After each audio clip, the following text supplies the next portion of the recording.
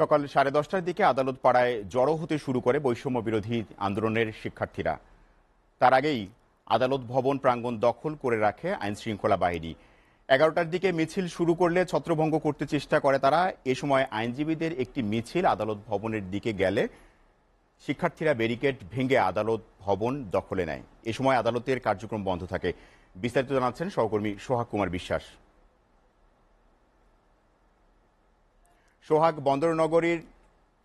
সোহাগ, আপনি যেখানে আছেন সেখানকার পরিস্থিতি কি এখন জানাবেন আমাদেরকে।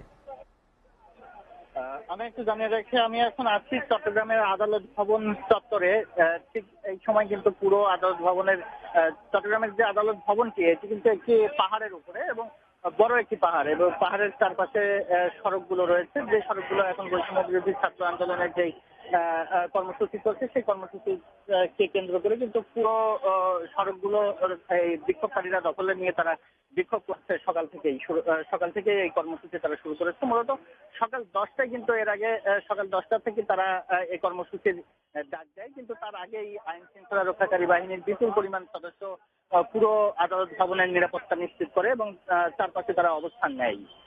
সকাল 10:30টার দিকে কিন্তু প্রথম তারা অল্প কিছু 50 থেকে 100 জন এরকম আদালত ভবনের সামনে যেই মহাসড়কটি রয়েছে এই সড়কের অবস্থান নেয় এবং এক পর্যায়ে তারা মিছিল শুরু করে। এ সময় পুলিশ তাদের আটকে রাখে, কিন্তু কিছু সময় পরে আইনজীবীরা তাদের সমর্থনে আইনজীবীরা একটি মিছিল বের করে এবং তারা সড়কে গেলে কিন্তু এই শিক্ষার্থীরা পুলিশের যে ব্যারিকেড ছিল সেই ব্যারিকেডটা ভেঙে তারা উপরে উঠে আসে এবং পুরো পাহাড়ি তারা দখলে নেয়। বিভিন্ন ধরনের স্লোগান দিচ্ছে তারা। এই মুহূর্তে কিন্তু পুলিশও তাদের কাছাকাছি নেই। তারা মূলত আইন শৃঙ্খলা রক্ষাকারী বাহিনীর সদস্যরা সড়কে আছে এবং তারা পাহাড়ের চারপাশে অবস্থান নিয়ে তারা বিক্ষোভ করছে। এবং এর কিছু সময়ের পরেই কিন্তু আইনজীবীরা যেটা জানিয়েছে যে আদালতের যে কাজ সকালে শুরু হয়েছিল সেটাও কিন্তু বন্ধ হয়ে গেছে এবং পুরো এলাকাটিতে কিন্তু এই বৈষম্য বিরোধী ছাত্র আন্দোলনের যারা নেতা তারা অবস্থান নিয়ে বিক্ষোভ মিছিল করছে। এবং শুরুতে এই কর্মসূচি থেকে কয়েকশো ছাত্র শুরু করলেও এখন কিন্তু কয়েক ছাত্র এখানে সমবেত হয়েছে এবং এসেই যাচ্ছে। আজকে এই 2 ঘন্টার বেশি সময় ধরে তাদের কর্মসূচি চলছে। এখন পর্যন্ত কিন্তু ছাত্ররা আসছে এবং এই সমাবেশে যোগ দিচ্ছে।